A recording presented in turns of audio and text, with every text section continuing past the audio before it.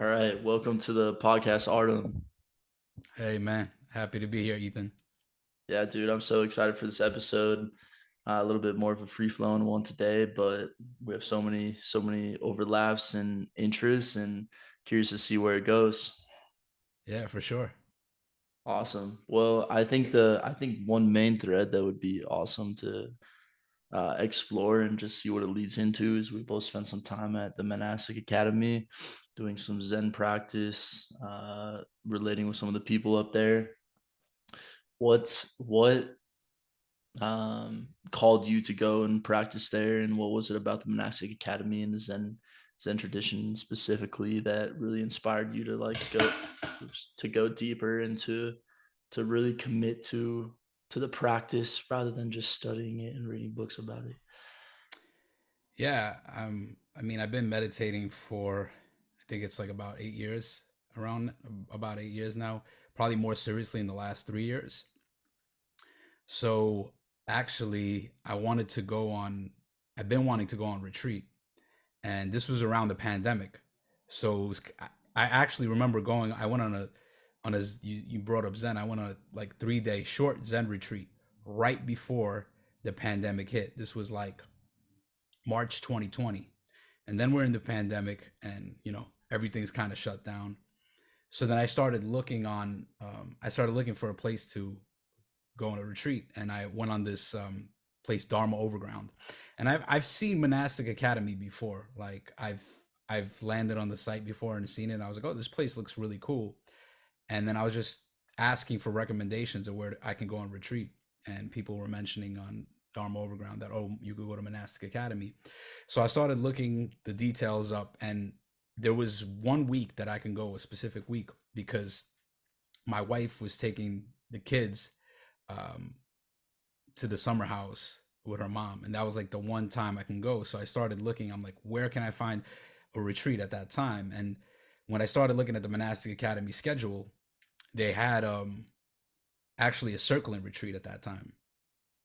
And I was like, what is this circling? It was like circling and emotional processing. So I started reading it. And I'm like, all right, this sounds cool. Like, this sounds up my alley, but I really want to just go meditate. But I realized that you could kind of create your own retreat there. So the circling and emotional processing was 5 days, and I had 10 days. So I'm like, I'm gonna go for a couple of days before, then I'm gonna do the emotional processing and circling retreat, and then I'm gonna have a couple more days to meditate. And yeah, so I just ended up going out there, and it was amazing. And I really wanted to go there to meditate, but I ended up learning circling, and that's been a huge part of my life for the last couple of years. I've been circling on relateful.com for since I learned the practice, so it's been over 2 years now, consistently circling there. I became a facilitator with Circling Europe, circling facilitator. I did their 6 month SAS program, which has been phenomenal. Yeah, so yeah, that time was crazy, and like that was like a very pivotal moment going over there. Um, like a lot of things shifted for me when I came back Mhm. from there.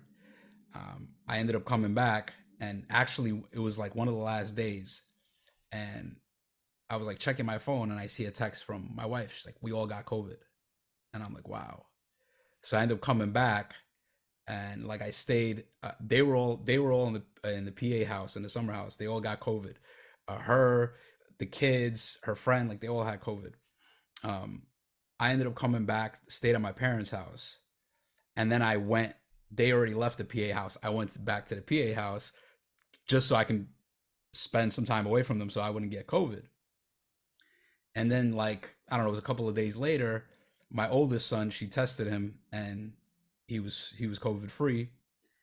So my parents brought him up to the PA house, and I don't think he was actually COVID free because I ended up getting sick like a couple of days later. Yeah, so I ended up getting COVID, and I never thought that COVID would impact my life the way that it did. But unfortunately, it had really negative negative side effects, and it seemed to have done something to my spine, like it damaged my spine somehow, and that kind of impacted my ability to walk. So yeah, for the last 2 years, I've been dealing with that, which has been like the most challenging thing. And at the same time that all this was happening, that's when I was starting my podcast, because the podcast actually turns 2 years this month. So it's Mm. like all this stuff was happening. I just learned circling. I just had my son, my second son in April. My oldest son just turned 2. Um, yeah, started this podcast, and like all, and the COVID stuff happened where like I was going through the stuff. I'm like, I don't know what's happening in my body. Like my legs are not working how they used to work. Um, yeah, so it's just like crazy, just like a crazy shift in my life 2 years ago at Monastic Academy. Thanks for sharing, man. Yeah, Yeah, it sounds intense. Yeah, I mean, circling's a phenomenal practice. Absolutely love it. Um, been exploring it a bit out here as well, and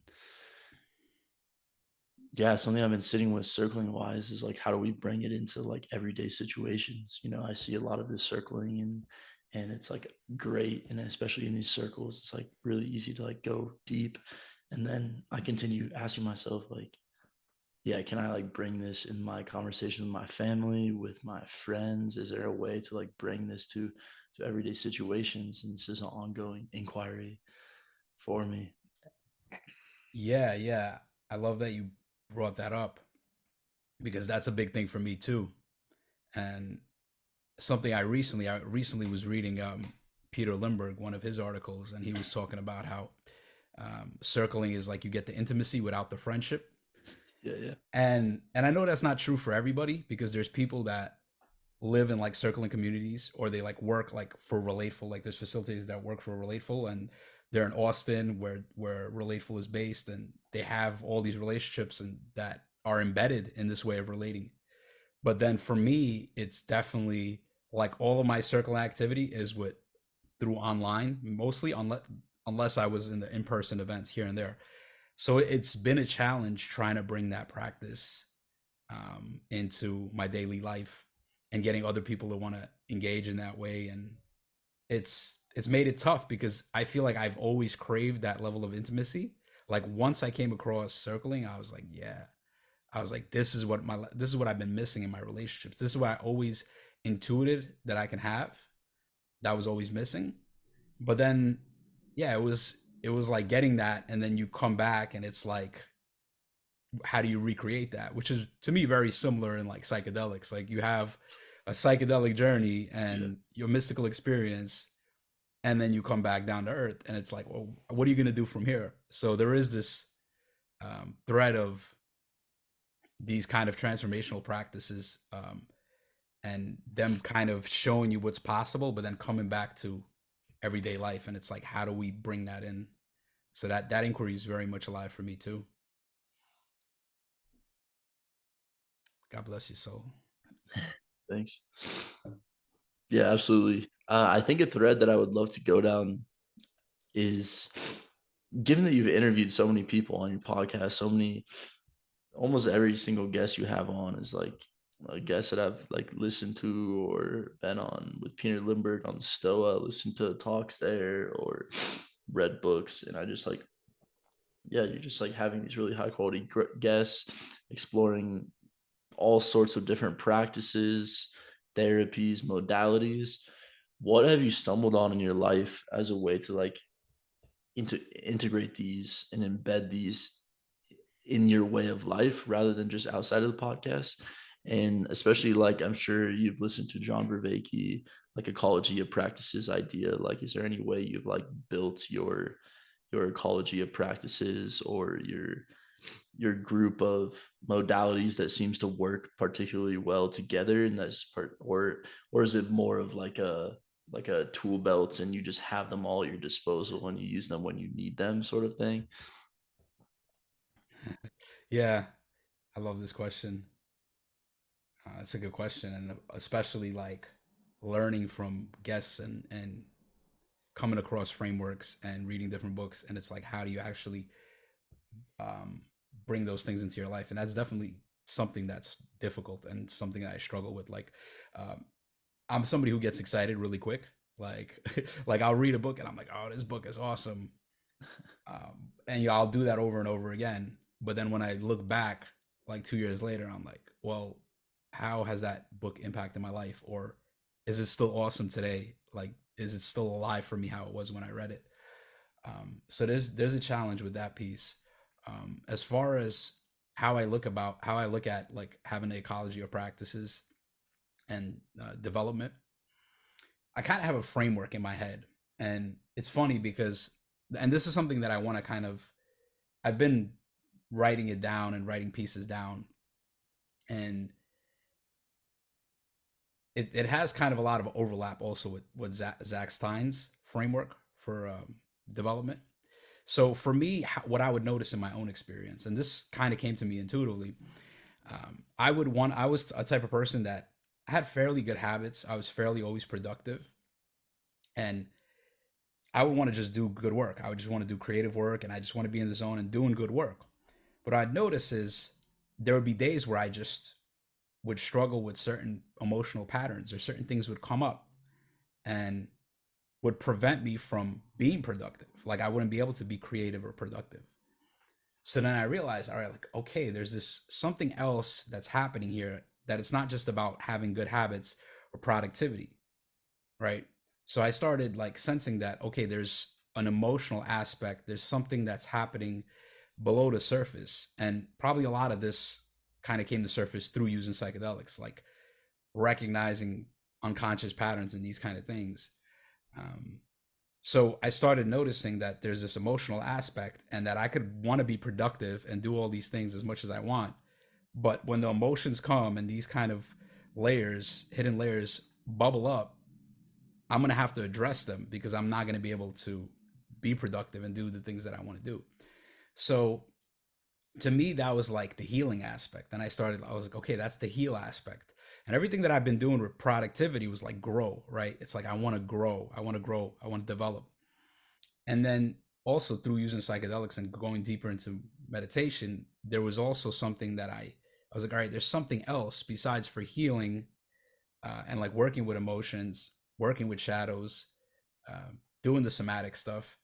There's also something else. And to me, this is the awake domain. This is what I call awake, right? And it's different from growing or like developing or being productive or creating or being in the world. And it's different from, although there's also overlap between all these things. Like I want to mention that point, that there's a lot of overlap. And in a lot of these kind of frameworks, you'll hear people say that they're kind of a false dichotomy, all these dissections that we make, but it's a way of understanding experience, which is infinite, right? So if you really if you really were perceiving reality in its fullness, it's like you wouldn't be able to function or do anything. So we chisel up reality into these kind of ways. So for me, there was this heal, grow, awaken, and that's kind of like with Zach Stein. He has ensoulment, development, and transcendence.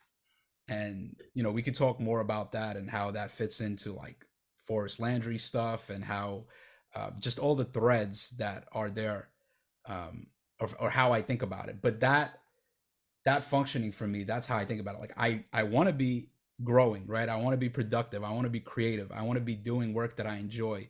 But I recognize that I have to address the emotions. I have to address the traumas, the shadows, the things that are there also, and that whole aspect.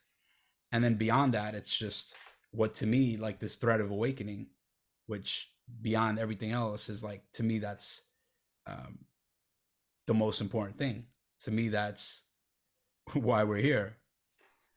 Um, so yeah, that was a little bit of how I frame it. We could talk more about practices, but I'd actually love to bring you in more and hear about how you think about ecology of practice, how you think about integrating different ways of working with the psyche. Yeah, totally. No, that's so amazing. Yeah, I would love to. I would love to dive into Zach Stein's triad at some point. But first, yeah, I resonate deeply, and as you were speaking, I was getting hits of. It was reminding me of Ken Wilber's like waking up, growing up, showing up, or wait, cleaning up, waking up, growing up.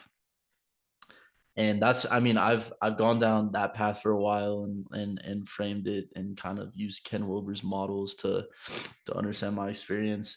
But now these days, how I'm working with ecologies of practices is, yeah, I mean, it's an ongoing experiment. It's an ongoing experiment in what are the different practices that I can put with each other and how they work together. And I think the realization that I've been stumbling on, especially with the two friends that I'm building this business with called Phoenix Culture, we've basically been stumbling on, like, if you don't do it for a long enough time horizon, then it's really hard to tell if it works or not. And so we've been building these 100-day programs where we're like, what are different practices that we can combine, and then can we just do them for 100 days straight and then see if they work, and then just like keep like going through 100-day sprints basically of different practices. And it's really got me thinking of like how I almost don't think it matters what the practice is as much as what is the time horizon and commitment that you're making to the practice, and are you showing up for it daily.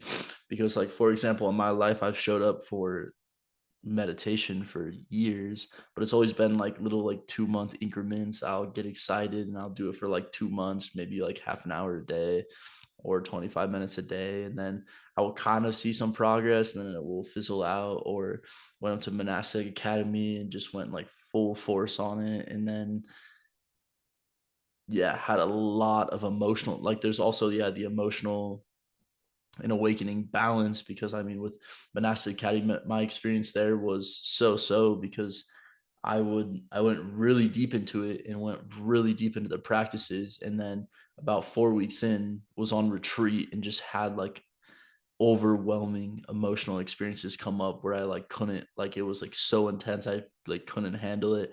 I was just sitting listening to the teacher Soryu and just like having like an emotional, like, I was like, can I please leave right now? I was like, it's just like too intense.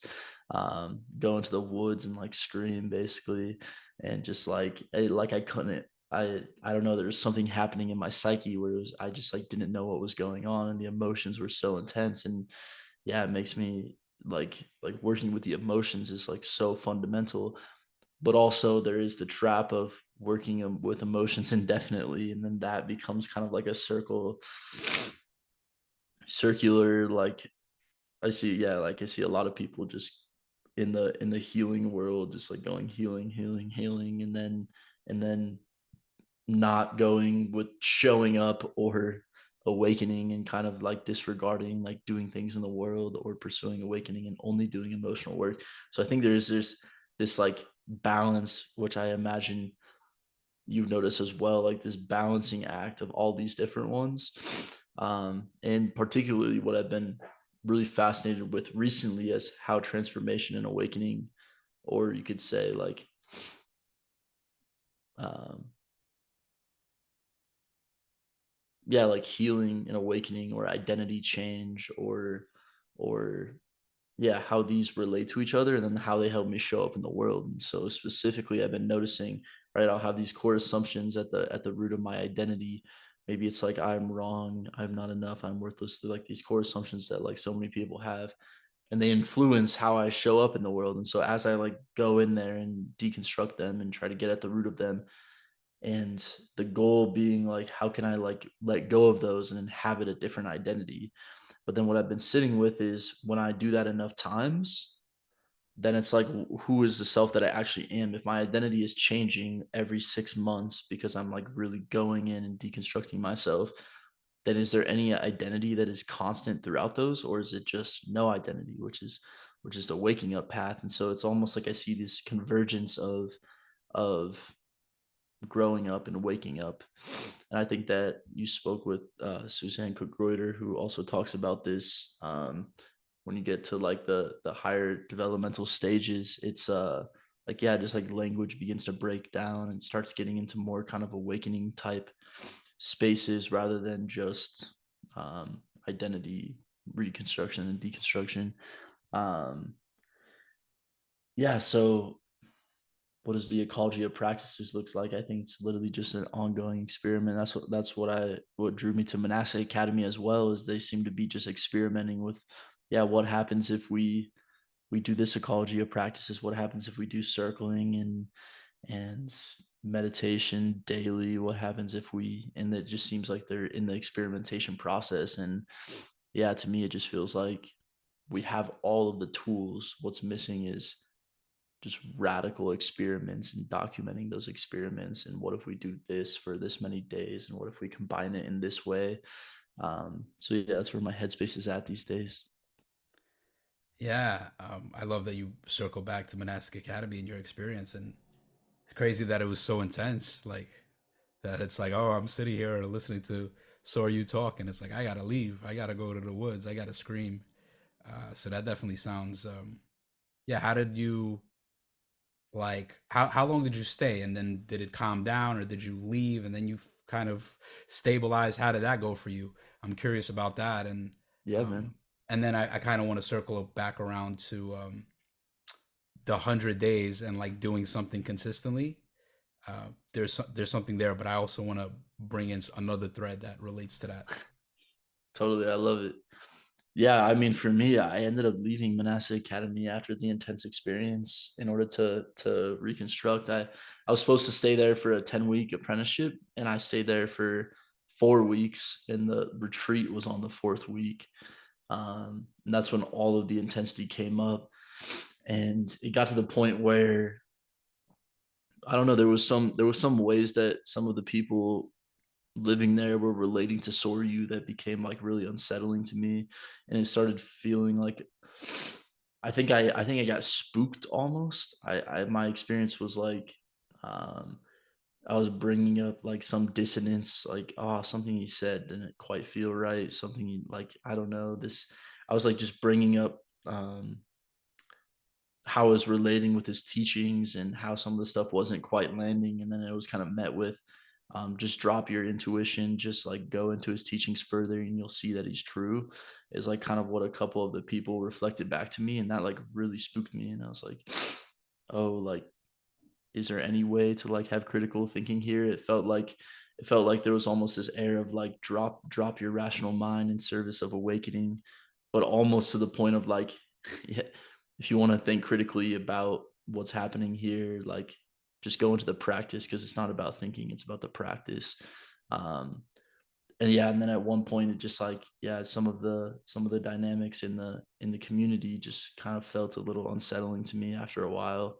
And then going in retreat, going to silent retreat, I had this experience where yeah, I was having overwhelming emotions, overwhelming, I think it was like shame, anger, guilt, maybe just like shame and anger were the two biggest ones. And yeah, I was in retreat and I was just sitting there listening to him and I was like having overwhelming shame, overwhelming anger. I was like, I need to leave. And like, this is just becoming really overwhelming. I need some space. And it was kind of met with like, you can't leave.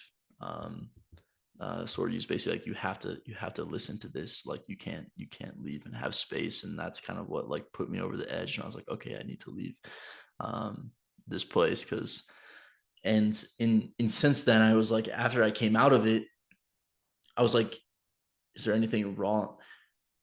I sat with it a lot and I was like, I don't want to like, I didn't feel right to publicly share or like kind of like, um, I felt that the intentions at that place were really solid and that they're really doing some good work. And so when I had a really negative experience there, I didn't feel called to kind of like taint it and like just tell everyone how bad Monastic Academy was, even though my experience was really challenging. Um, because at that time they were also going through there was a bunch of allegations coming out about them and they were kind of in like crisis mode already like trying to figure out some of the teachers and yeah all sorts of uh yeah like when I was there it was crazy because it felt like at the beginning it was like oh we're just doing the practices and then after a while it was like everyone was like not frantic but everyone's like we need to figure out like put out these fires, there's so many fires to put out. And so it was a very interesting time. I think it was December 2021 that I was there. um but yeah, I mean nothing against the community. I was drawn there by Daniel Thorson's work, especially, and I think he's still doing really great work. And yeah, still super inspired with the Zen practice in particular. Um, 100 days wise, that's how I'm trying to embody these practices in a container that is not like a monastery type container, because it's like I've been looking for going to retreats again, and I think there's certain intensity in an in-person silent retreat that's just like really palpable. But also, it's we don't always have access to those types of containers. So me and some friends were like, how do we bring that into everyday life? We basically came up with like just having a set of practices that we do every single day with a community, building like a whole accountability group, or accountability container with weekly calls. You have a way to like track your progress and to like check in with people and make sure they're doing it as well. So we kind of stumbled on like having the community experience is is almost necessary to sustain these difficult practice on a daily basis. And so we're like, almost everyone's tried meditation and cold showers and journaling, and we're like, what if we put those into a container, and we created the community structure in a way that like gets you to show up for it every single day and to like not miss any days. So we're running the second one right now called the Warrior 100, and it's like a 45 minutes meditation, 45 minutes of training, 30 minutes of study of virtue, and then like an integrity check-in, like was I honest with myself?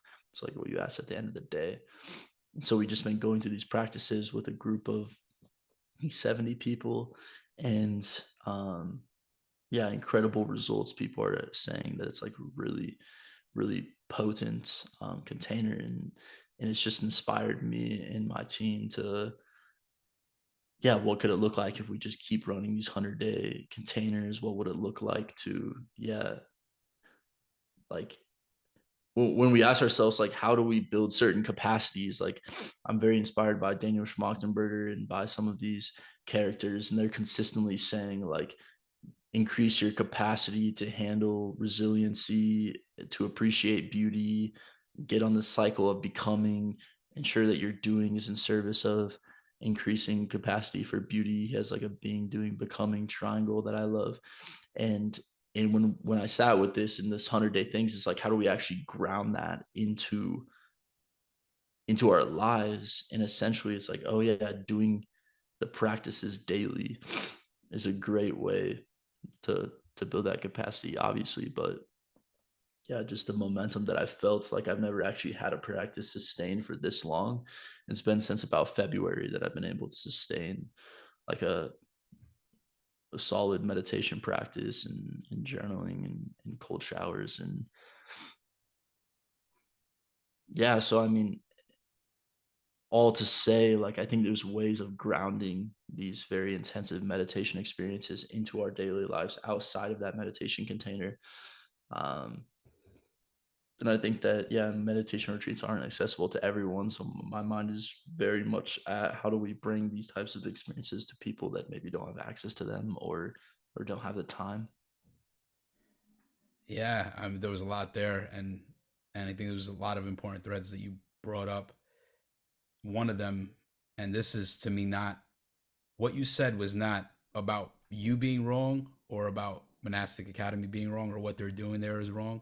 And you know, right, this is just your experience. But I think what it's pointing to is that whatever was going on there just wasn't working for you at that time. Wherever you were at, that didn't work for you, right? Because it was just too intense, it was overwhelming, and there was just a lot of stuff. Like you said, you wanted to question things, right? You were questioning things, and it seems like that questioning was not welcomed. It wasn't like, oh, just don't think about it. Right.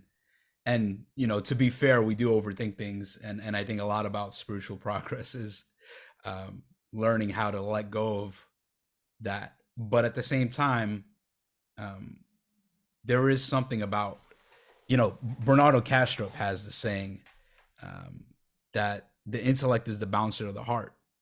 So you give the mind something to chew on. So it's like if the teachings really resonate, if something really lands, the mind will relax, the mind will soften, and the defenses will drop.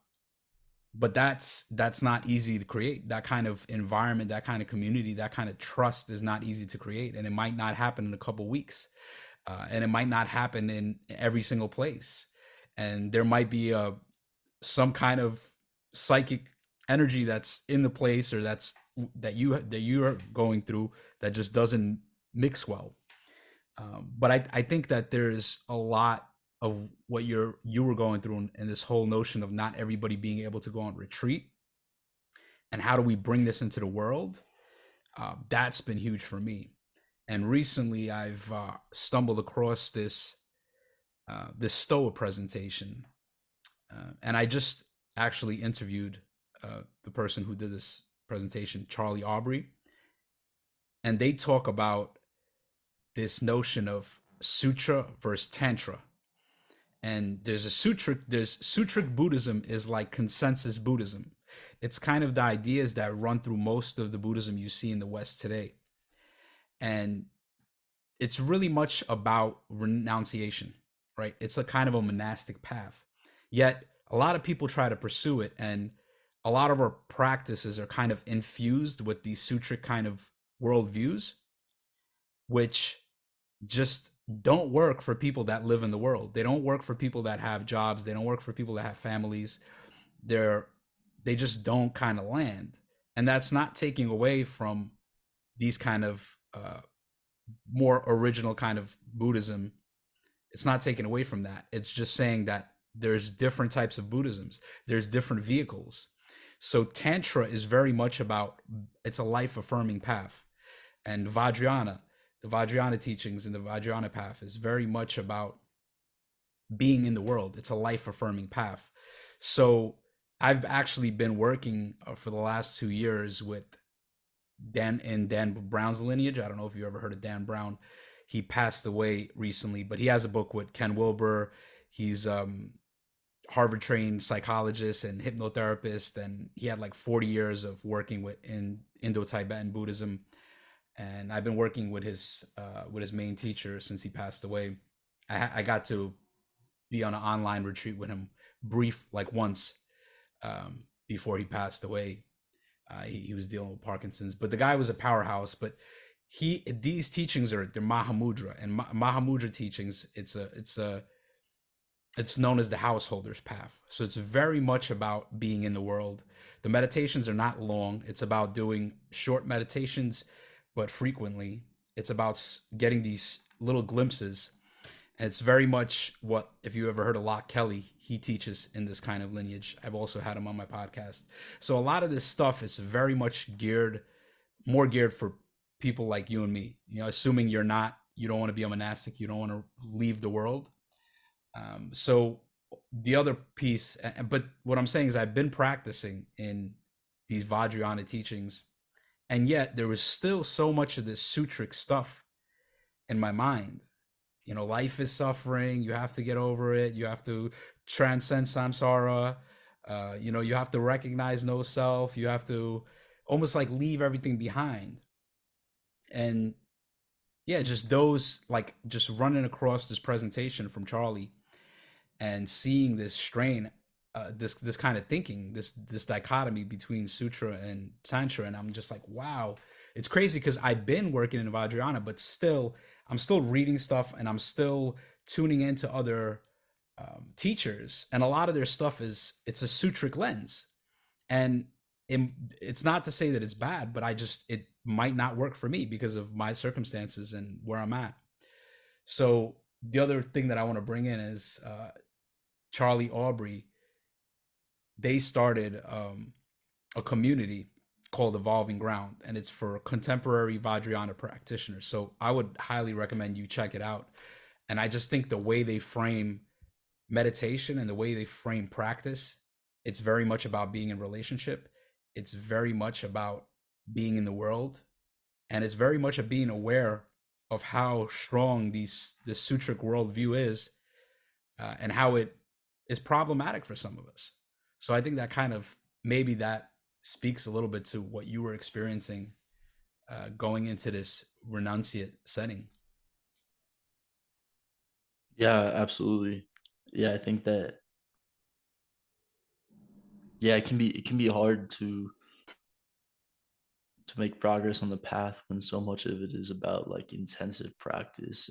And yeah, I mean, I notice in my life when I have these daily meditation practices, oftentimes I'll like do the morning practice, and then the day will have so many like doing work will take me so far out of the practice that it feels like I'm consistently just resetting and doing my daily practice. And then just like each day is like a reset. And then I'm like getting back because of like all the distractions. And it sounds really interesting to like what would it look like to practice more frequently, but for less minutes of just like little, yeah, like if I just stopped and did like a 5 minute like meditation 10 times a day, like would that actually sustain the awareness and the practice more? And what would it look like to not have a full renunciate worldview? Is, yeah, it sounds very interesting. Yeah, and the other thing that you see, like what you're pointing to with the 100 days, and I think I've seen this going around. Seen, I don't know where I've landed across it, but we move in so many spaces. And before we before we even started recording, I said that we've been friends. I think I've added you like years ago. Just I don't know why. Like I probably saw that there was some overlapping interest or something. I was just adding people on Facebook, and Mhm. this was even before my podcast. So there's a lot of overlap in the spaces we move. But I've seen this 100 days thing you're doing, and yeah, I think that's awesome. And that is like I think the first step, right? And I don't know if you're familiar with The Mind Illuminated, the book The Mind Illuminated. It's also a big book, Yeah. a big book in meditation communities. It is written through a sutric lens, right? This is what I'm starting to recognize too. And Charlie talks about this. But one of the things he talks about there is that level one is get yourself a practice, a daily practice. And Ken McLeod, another meditation teacher who really appreciate his teachings as well, he talks about, you know, you're either gonna what you have to do every single day is you go to sit down and meditate, and you either meditate or you figure out why you're not meditating. Why am I not meditating? Right? So that first part of just getting that habit, and that's what you're doing with the 100 days. That's huge. And that's definitely like a big thing. People struggle with that consistent. Like I know people go like I haven't been on like I have never been on like a long silent retreat. I've never done these super long retreats, but I've had a consistent practice for years. So I noticed that that's such an important element that a lot of people struggle with. Even if they go on retreats, they'll do the intense retreat, and then they'll come back and they're kind of like, I can't really do this. Besides for that though, once you get that going, I think the other element, the other piece is what meditation are you doing, and what is the quality of your meditation? Because what I've been learning is that different meditations produce different results, and there's definitely a different quality of meditation, and there's definitely there's a way that you could just get into bad habits, and you could sit there and meditate, but the way you're meditating is just there's a lot of mind wandering, and you're not doing anything about it, and you're not actually being mindful of seeing what's happening. So yeah, so there's like I feel like there's levels, and there's a lot there with meditation that changes and evolves, like, but definitely getting that daily practice is like that's a must. So it's awesome that you're doing the 100 days, and that you're doing that with so many 70 other people. It's fascinating, and all these other habits too, journaling and um, cold showers, powerful stuff. Yeah, man, that's it's funny that you name it because we took the Mind Illuminated and we basically converted it into like a shorter PDF, and that's what we've been giving people to. We're like, this is how you should meditate for this 100-day challenge, and here are the stages, stage 1 through 4 we gave them. And it's like, yeah, get on the cushion. Once you can do that, then like reward yourself every time you bring yourself back, and then see how long. And it's very much so a concentration practice. But yeah, like you said, there's so many different qualities of meditation techniques that we can do. And there's also like some techniques work better at certain parts of our development as well. And especially what I'm seeing is like, I personally, I've gone so deep into a lot of like deconstructive practices, especially like self-inquiry, noting, just like the or like these practices of like, who am I, do I exist, trying to like get at that no self, and with especially with self inquiry, it's really destabilizing at times. You know, it's like it's a very destabilizing practice, and I've been studying a lot of Daniel Ingram's work recently, and had him on the podcast as well. And he has this really cool distinction of insight versus concentration. And he basically says that concentration is stabilizing, insight is destabilizing. And so he basically is like, if you want to make progress, build up your concentration a lot and get to a point where you can hit access concentration, or you can just like, yeah, your concentration is just really well developed, and then go into the destabilizing insight, which is like contemplating impermanence, sitting with no self, feeling sitting with dissatisfaction, and yeah, and really content seeing how like, yeah, everything is just arising and passing away. Like this can be really destabilizing. But if we have the concentration practice as a backup, and this is what I've been really intrigued about these days, is can I like go into the insight practice and really deconstruct myself? And then if it starts getting really overwhelming and intense, using the concentration practice as a sort of fallback to like restabilize. And so it's like going deep. And then if it's too intense, rather than having an ego backlash and coming all the way out, it's like, oh, I have a tool to stabilize again, and I'm still going to keep the progress, but I'm just going to like stabilize my attention on the breath. Okay, we're stable. All right, now I can go back into deconstructing. But yeah, absolutely. There's different qualities of practices, and I feel guilty of that as anybody, of spending. I mean, I started meditating really young. I was like 16 or 18 or something. And I would say for the first 5 years of my practice, it was just like, let's try this, let's try that. Maybe this will work. Oh, still mind wandering. And there was never enough momentum built that like I feel like virtually no progress was made in like 5 years. And then now as I've been like going full force on a concentration practice daily, I'm just like, oh, I'm actually noticing progress, like especially with the mind illuminated. It's like, oh, I'm noticing myself moving from this stage to this stage.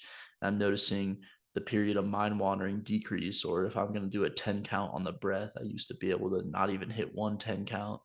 And now it's like 4 or 5 consistently, without losing, without being distracted. And it's like, oh, progress is actually happening. But it's only when I like chose one technique, committed to it fully, and then when I sit down, it's like I have to like, there's this feeling of like actually throwing myself into the practice rather than just like, oh yeah, let me do it. Oh, this is not very fun. And then I like, there's like a lot of ways the mind can just kind of cop out in the actual meditation itself. Like I can still be meditating every day, but there's like a difference between like fully throwing myself in it, and there's a certain like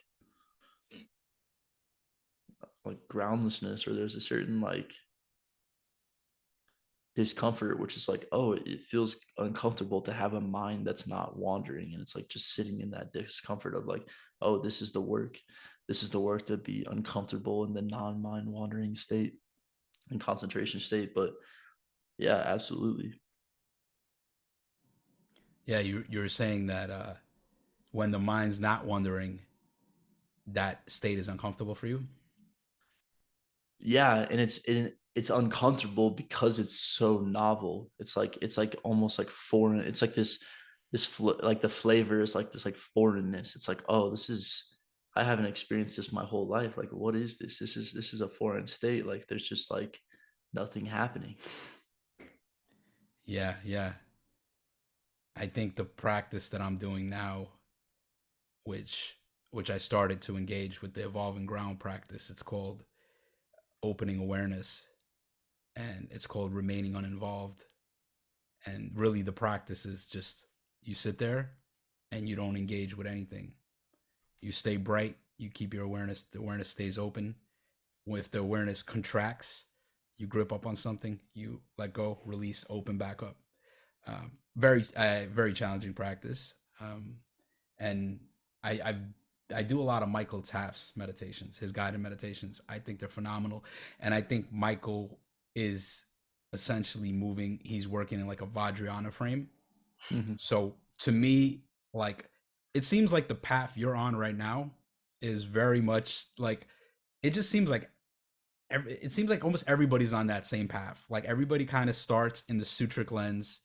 and starts with trying to focus on concentration, lands with into TMI, which is still one of my favorite books because that book really helped me understand mind wandering and dullness like nothing before. Like, and the little graphs and the charts, that book is phenomenal, right? So that's still a book that I would recommend anybody who meditates read.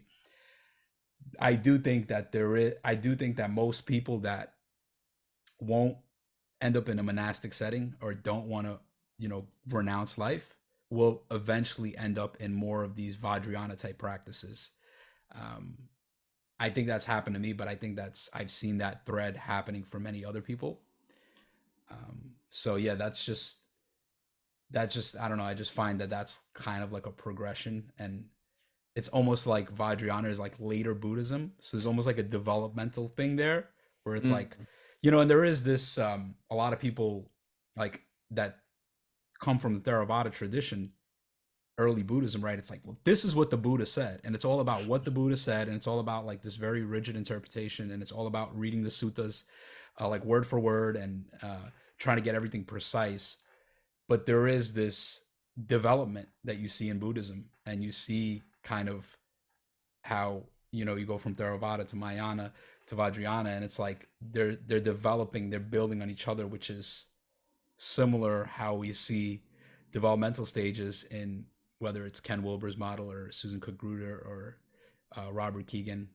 We're both very much entrenched in those in the developmental framework, so it's interesting, but I feel like it applies to Buddhism as well. Yeah, I'm really excited to check out Evolving Grounds to see what they're up to. And yeah, always curious to explore new lens on Buddhism practices and seeing what they're teaching.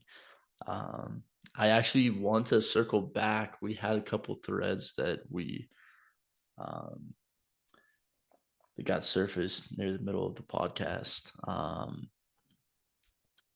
With Zach Stein and Forrest Landry's work, it seems like there may be some overlap there. Very curious to hear what you're thinking about in terms of those. And what I'm imagining is you spoke on transcendence, and then a couple other Zach Stein, as I think you said, three different like pillars of the work, like kind of waking up, growing up, cleaning up. And I'm curious if that for you relates to Forrest Landry's like triads and triples, because Forrest is always talking about the three triad, the concepts that are in interdependent, distinguishable, and he has like in so many different triads. And the one I've landed on the most with him was like man, machine, nature, or yeah, man, machine, nature, and how they're in a triad, but also like choice, change, and causation.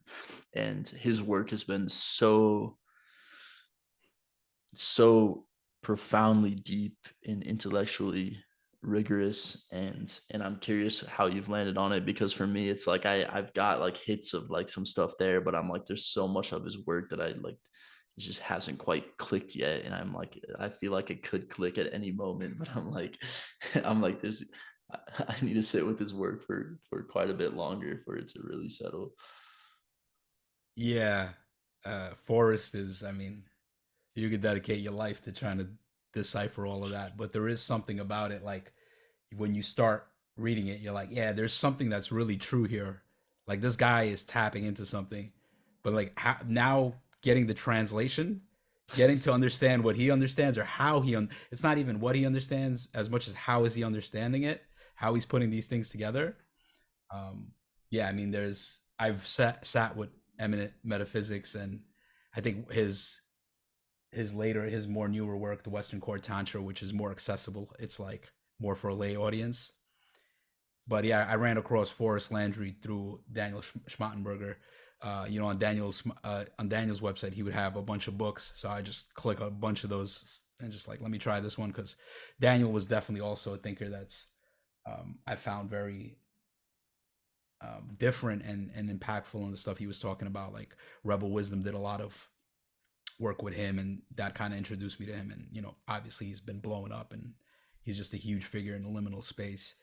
And Forrest is like, he's somebody who's they're boys, right? Like he's somebody who works with him a lot, and Daniel's shouted Forrest stuff out. Forrest is more kind of in the background there, But the guy is, yeah, I mean, I think you interviewed him. I've interviewed him. He's just, that was one of the most challenging, like, for me, like almost intimidating to speak to him, because the guy's just on another level, like in just intellectually, right? And there's definitely a lot of like wholeness to him, right? And like insight. And I feel very in a similar way to Zach Stein. And I think like Zach, like people like Zach Stein and Forrest, to me, they have that intellectual rigor, that cognitive capacity, and they also have this. It's just like this feeling of like wisdom and groundedness, where there's a lot of people that are smart. There's a lot of intellectuals that are smart, but I wouldn't say that a lot of them are wise.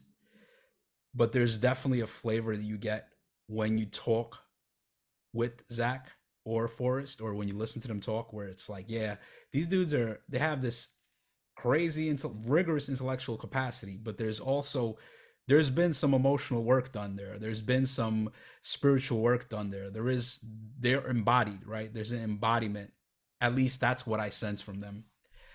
And yeah, I think what I could also say, how, I mentioned the heal, grow, awaken, and you said that it has that similar thread to Wilbur.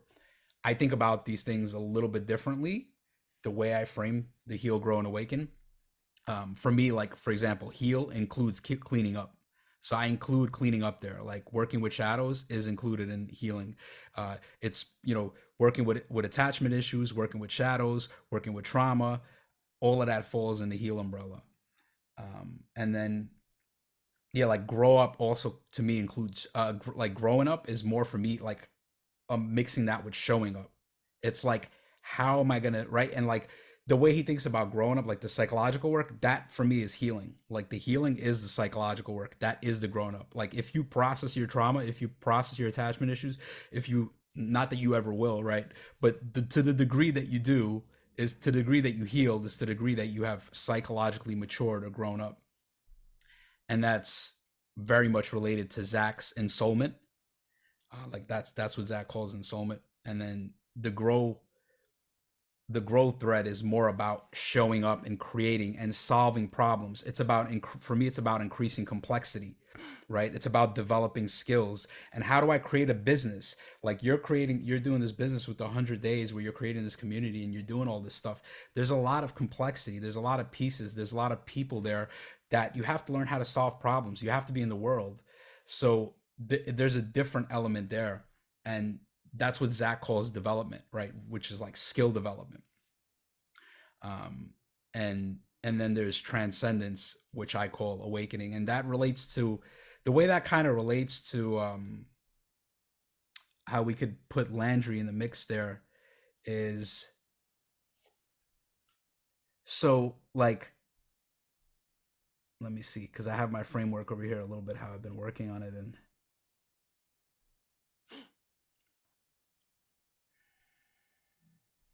yeah, I'm blanking on the thing right now, but Landry has the transcendent, which maps with, and that's like firstness. That's Charles Sanders Peirce firstness, and that maps with awakening.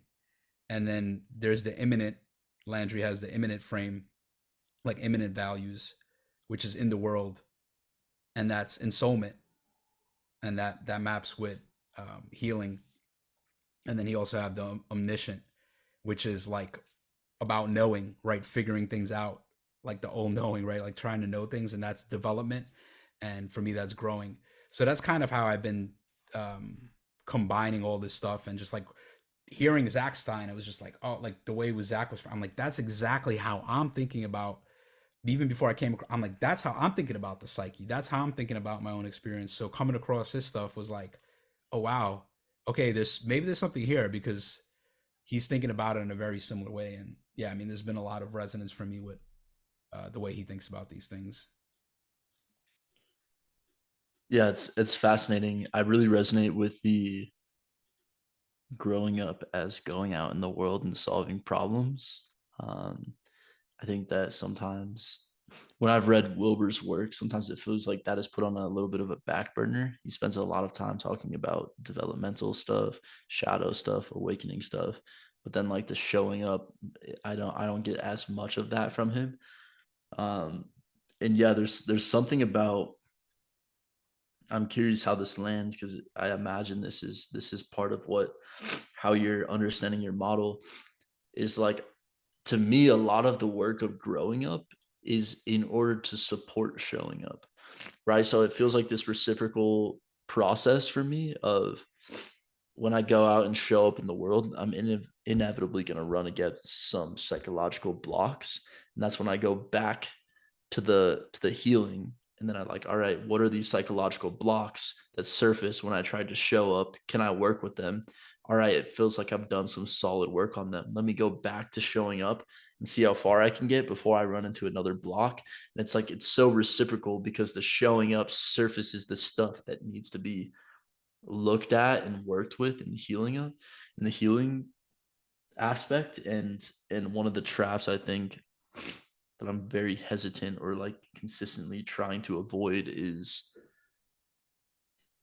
getting so caught up in healing that there's this idea that I've come across. It's like, oh, once I'm healed, then I'm gonna go like do something in the world.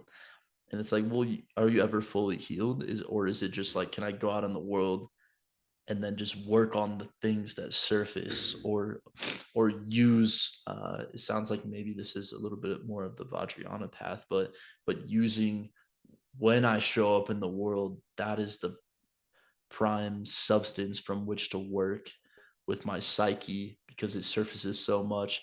And if I'm just in a monastery all day, or if I'm just like isolating, then it's like I'm never actually running up against difficult situations in reality.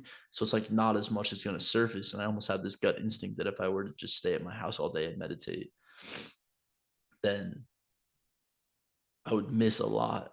I would miss a lot, or I would be not seeing a lot because I want to give myself the opportunity for certain things to get triggered or to surface. And it feels like this really reciprocal cycle. And that's especially healing and showing up. And I'm curious where awakening falls in that. Awakening just feels like a never ending pursuit of truth that kind of like goes alongside it. But uh, yeah, how did that land? Yeah, I mean, I think that what you're saying is there's two aspects. I mean, one of it is pointing that this, like, if we say we call all of this development, it's these aspects, they're intertwined and they circle, right? You circle around and you're you're kind of moving up, but you're also kind of moving down and from side to side, developing horizontally, developing vertically, moving through different aspects, whether it's you're at home sitting with your emotions, somatically processing stuff, crying, or you're in relationship and you're building a business and something gets triggered and now you're like, oh, I gotta take some time to process this. All of that is intertwined together.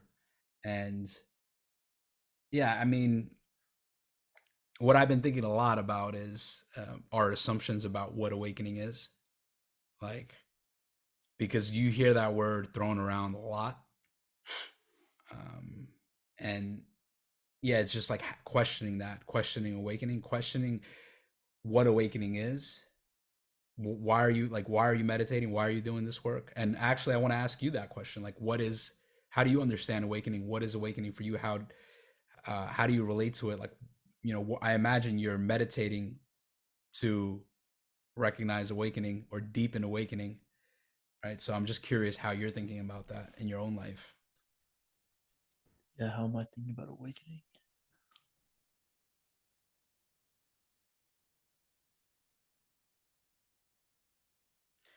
Daniel Ingram in his book, and that's another book. You brought him up. You've had him on your podcast. He was on the first episode of my podcast, and I love that book. And I love, uh, I mean, that's the book that put me on the path. Really, it was like, oh yeah, like this is finally, because I've read a lot of Zen books before that, and I'm like, what are these guys talking about? Because none of them are clear about anything. And then here he's like, oh, this is, you do this practice, and this is what you get. Right. But he has an interesting thing where he talks about models of awakening, and it's this idea that we can't help, like, this is how the brain works. It can't help but configure models, right? And then the models are not the actual thing. And you could break a model down and you create a new model, and then you break that model down, a new one, and that's kind of analogous to the idea of the raft, right? The raft that gets you to the other sea of awakening or enlightenment. It's like you build a raft, and then once you recognize it, it's you realize that the teachings, the raft, the model, they're all illusory. But what I'm pointing to is the fact that you probably have a model in your head, or you probably have different models, right? And like maybe you like some of this model resonates, some of this, and like this is what my vision of awakening is. This is what I'm doing this for. Mhm. Yeah, yeah, yeah, absolutely. Um, it's super funny because Daniel asked me the same exact question. He's like, "Why do you meditate?" Like, tell me why you meditate in the first place. And the answer I gave him was like, there's just like a gut instinct that it's like it just feels like it gets me closer to what's real or what's truthful. But when I said with like what is awakening to me, there's just something that feels profoundly right about dropping stories of my experience. There's something that feels like it's just moving in the right direction. When I sit with my experience and my sensations and my like the experience that I'm having of reality, and I start noticing and dropping all of the interpretive lenses that I have on it, it feels inherently like, yeah, more truthful and more real. And as I was been practicing some of Daniel's techniques, specifically his insight ones, where he's like, see how many sensations you can notice per second. There's this feeling of like, yeah, like I'm like slowing down reality. I'm putting all of these very restrictive stories and frames and things on top of it. And there's this sense that like I want to come in contact with it as it is, not as I am. And so there's just this inherent feeling of like everything that I'm doing in the world is related back to me. It's like what is this thing, this table? Oh, it's something I put my computer on. And like I relate to this as something to put my computer on, not as like an experience or a sensation or there's just or like literally everything is just in terms of how its effectiveness or how it relates to me. And and then especially like being I think for me, so, so how awakening has been landing these days has been freedom. There's this pursuit of freedom. It feels very restrictive to have these stories, to be constructing a self at all hours of the day. um I was speaking with some friends last night, and I was noticing um how restrictive it is to have this narrative telling me like if I said the right thing or what I'm going to do next, or like it just feels very constraining, and it takes up a lot of energy, it takes up a lot of effort, and my life is inherently less satisfying when I'm constantly trying to like figure things out and navigate so many things.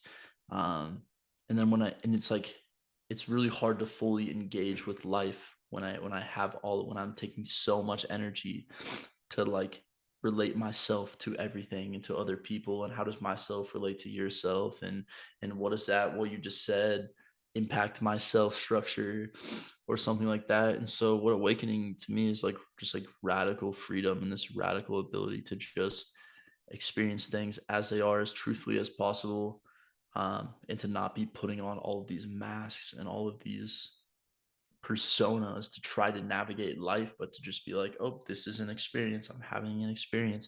So let me see if I can communicate this experience to other people in a way that's not overly interpretive. But I mean, awakening, I think throughout my life, how I've related to that word has changed so much, and it's constantly changing. And I'm always um yeah, I wanna actually recommend one of the people that's influenced me most is this guy Peter Ralston. And have you heard of him? Yeah, my buddy Adam was putting me onto his stuff. He gave me his book. I never actually got through his book. I'm trying to remember, it was like the Book of Not Knowing or something. The Book of Not Um, Knowing, yeah. yeah, Massive book. yeah, yeah. But but yeah, I mean his work has really profoundly. changed my life, the book of not knowing. But recently I've actually been enjoying his one. It's a, like a little bit more digestible, called Pursuing Consciousness.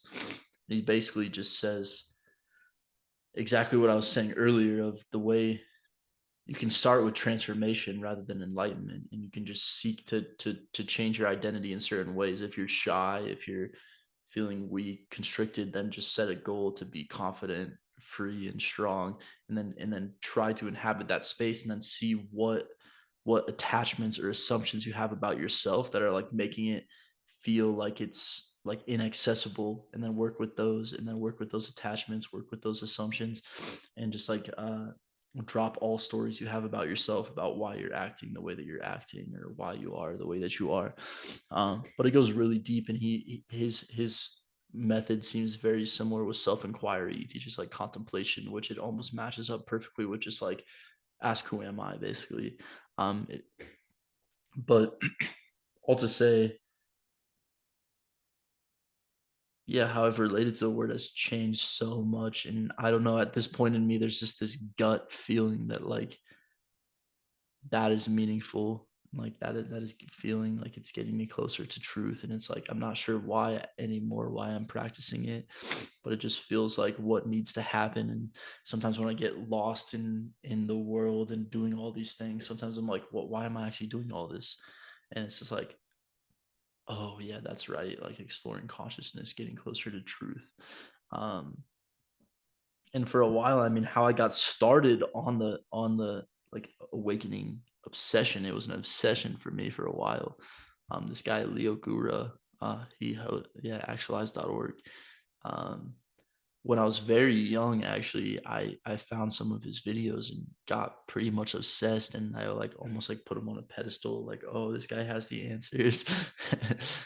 Because in my young 16, 18-year-old brain, I was looking for some way to make meaning, and coming out of atheism and trying to find something that was more spiritual but not religious out of atheism. And I found actualize.org, and he was basically like, your God, do 5-meo. He's like he's like, meditate for decades and have awakening experiences and deconstruct yourself. And I'm like, huh, that sounds like an interesting spiritual path that's not atheism or religion. What is this? And so for a while I was like, but it became such like a belief system. I was like, this awakening belief, this is my path. I am on the path to awakening, and becomes such an ideology for me.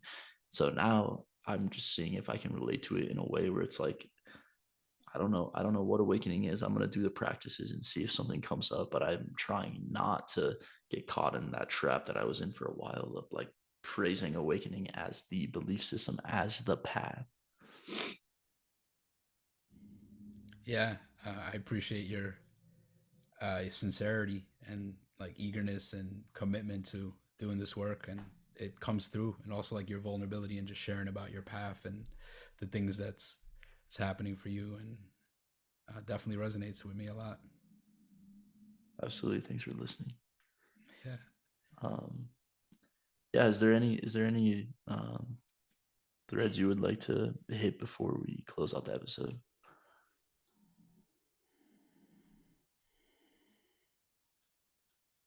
Hmm. Yeah, I really enjoyed this conversation. What else can we explore? I mean, there's so much. I feel like what we've been talking about, we could continue to speak about probably for many hours. Um,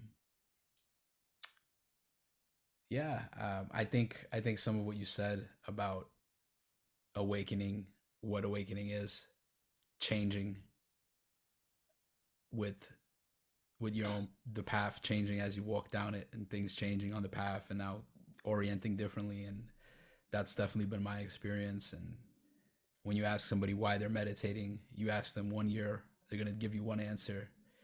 A year later, they're going to give you another answer, and it's going to keep changing and changing.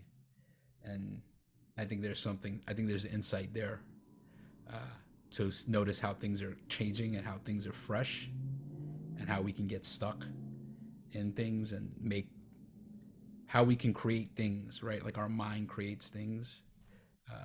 Ian McGilchrist, his book, the Matter with Things, essentially that there are no things. Awakening is not a thing. There's nothing that is a thing. It's things. Reality appears to be things, and there appears to be a subject and an object, and that's how reality appears. But I think beyond that, that's there is no duality, and that's to me a lot of the work is kind of seeing through that duality and letting go of our attachment um, to like dualistic thinking and to our addiction to it, right? Like just seeing things in opposites and trying to make sense of everything. Like even the whole meaning crisis, the sense making crisis. One of the things that I said about it is like we're just trying so much harder to make sense of things. You have sense making communities, and we're all and like I'm a part of them, right? Like, and I'm doing that too. But I'm like, maybe we should just practice with not knowing. Like you said that, like, oh, I don't know what awakening is, and Peter Ralston's book, not the book of not knowing. Like, I definitely think there's so much gold there. Um, like for me, and I think this is true for you too. It's just moving in the spaces that we move in. There's there can be we can become information junkies, and I think one of the things that you said to me in when you were writing the email to me, it was like, oh, how do you navigate awakening or all of these things and with all this bullshit that's around, like how do you figure out what's true or what's right? And I think that why it's so hard to sometimes figure that out is because there's so much stuff. Like there's information overload, and in the past, right before we had the technologies that we have, the printing press and especially the internet, right before that, there was a scarcity of information. That was the biggest problem, is that people didn't have access to these teachings. They didn't have access to this this knowledge. Now the problem is there's so much of it at your fingertips. It's almost like you're flooded, and we end up becoming paralyzed because there's so many choices. There's so many teachers, there's so many books. Which ones do you read? Which ones do you consume? And I mean, that's definitely an inquiry that's alive for me. But I think there is this not knowing, and just being in that space of not knowing, that discomfort, that I think Shinzen Young, he has a quote. It's like the body wants to be comfortable and the mind wants answers. And the way that we develop, the way that we grow with the body, it's like you get into that cold shower, and you do the hard workout, and the way that you challenge your mind and grow in this way is like you allow yourself to not know, you allow yourself to be confused. And I think that's where insight comes from, is from being in that space of not knowing. Totally. Yeah, I was sitting with flipping the question back onto you. What is awakening to you? I imagine you were kind of answering it there with kind of not knowing what it is, or sitting in that space of not knowing. But yeah, how is awakening landing for you these days? Yeah, I think there's definitely an element of it changing and how I orient, changing depending what's going happening with me in my experience. But as you're asking this right now, I think what's alive for me is seeing everything as sacred.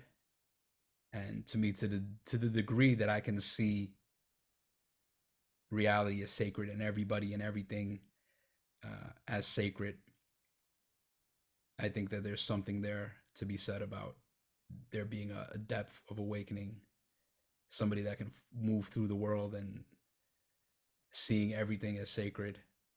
I think Ram Dass, one of my favorite spiritual teachers. I really love a lot of his stuff, and his book "Be Here Now." That was one of the first books that I was reading on my spiritual journey. But he had this. His teacher used to say, "It's like, oh, see everybody as God in drag," and that's like that. Just that thought experiment is fascinating. Just to try it, like when somebody's just annoying you, it's like, oh, that's God. Or you like see a homeless person, oh, that's God. It's all sacred. it's all like all of this reality is a miracle and it's sacred and it's interdependent and interconnected and beyond what I can reasonably understand. So I think there's definitely an element of that for me. This element of sacredness. Yeah, absolutely. Yeah, there's something about profundity in the mundane. Yeah, I've spoken about that on one of my podcasts. It was we I was having this conversation and the guest was like, "Oh, like this conversation, like something about this, it's so mundane. The things we're talking about are so mundane." And I'm like, exactly. I'm like, and that's the key right there. I'm like, it's the fact that this feels mundane, but it's not. It's actually mind blowing. It's profound. It's like that simplicity of what we're talking about. It's like, it's profound. All of it is profound. And um, yeah, I think I think that's there could be a struggle with that. For me, is like sometimes things get ingrained and things do got there is this rut, um, and I think that's the beauty of doing deep meditation and specifically, I mean psychedelics. It's just like they crack that open.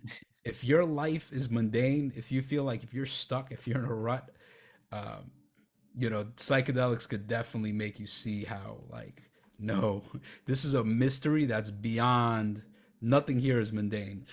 Yeah.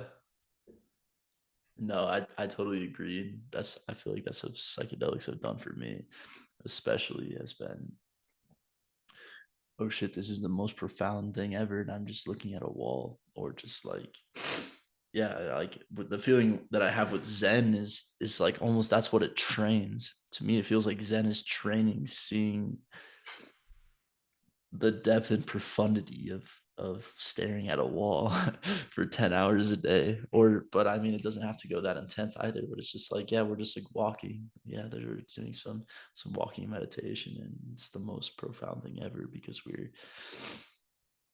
dropping all of the labels that we have about what it is. And like, to me, like that is like getting into the profound of the mundane. Is like when I'm like, oh, that's just a tree and a that's just the sky, and that's just a cloud. It's like when we add the word just in front of it, it's like, oh, that's just this. It's like, I know what that is, I've had that label.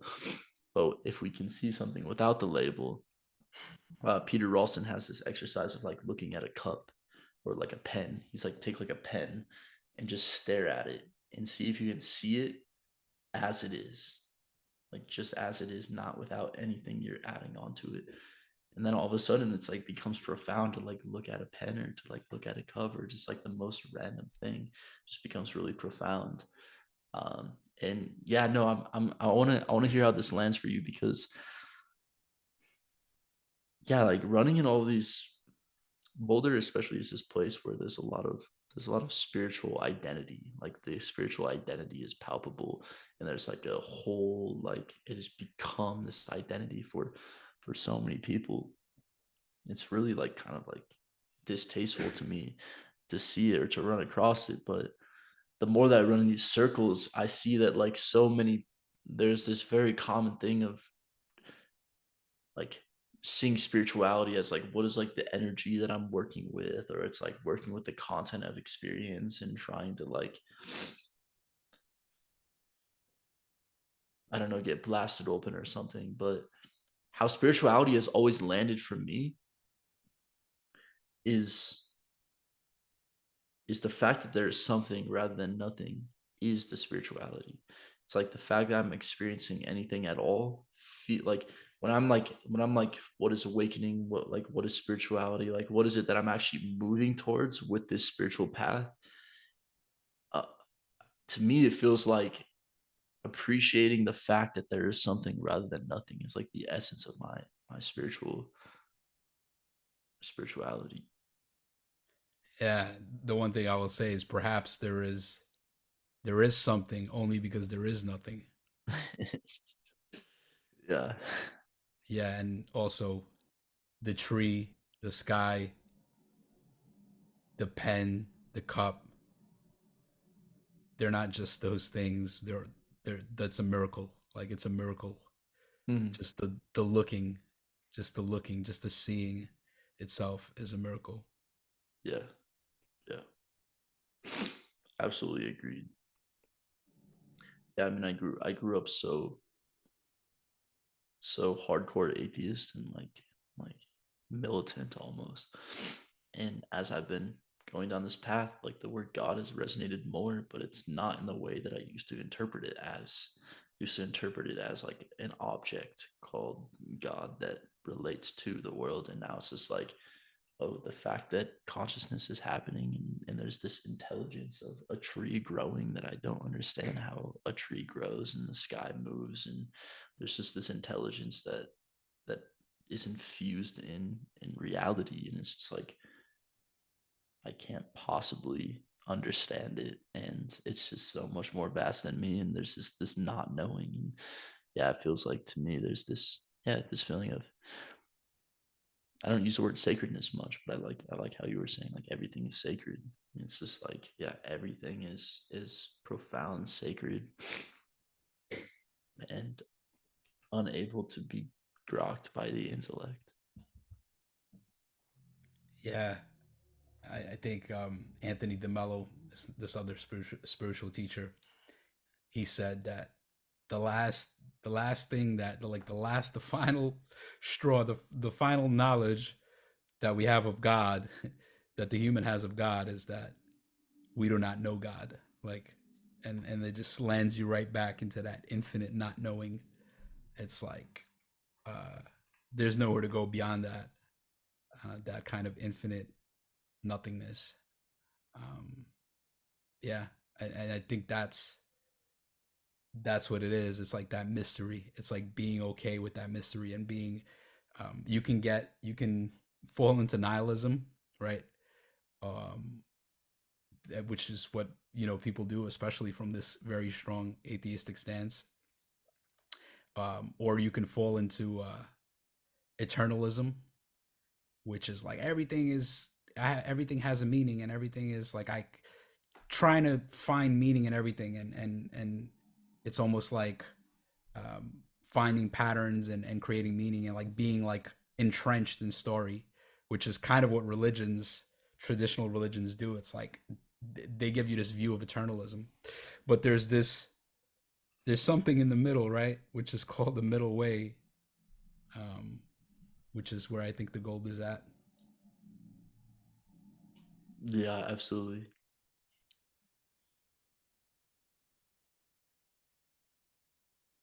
It's the practice.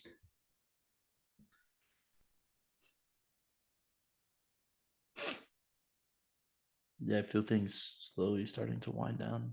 Um, there is one thought I had on the middle way that feels pertinent to share. I was listening to John Vervaeke, and he has this way of describing Buddhism that is very very nice. Um, but maybe this is self evident to you, but somehow this was like a really profound click for me of, I was always like, what is the middle way? Am I like compromising, like going over the top with the practice versus like not practicing enough, or like going over the top with renunciation, or over the top with desire? And am I just like shooting the middle and like traversing the middle? And how he framed it was almost like, no, it's not like there's these things and you shoot the middle. It's more like attachment and rejection are the same thing.